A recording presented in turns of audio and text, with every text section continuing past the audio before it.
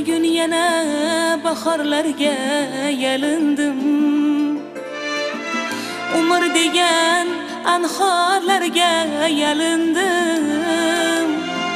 Soniyayu misqollarga yalindim. Tez qaritib qo'ymang otam onamni deb. Yuzlarida ajin degan dog' ko'rindi.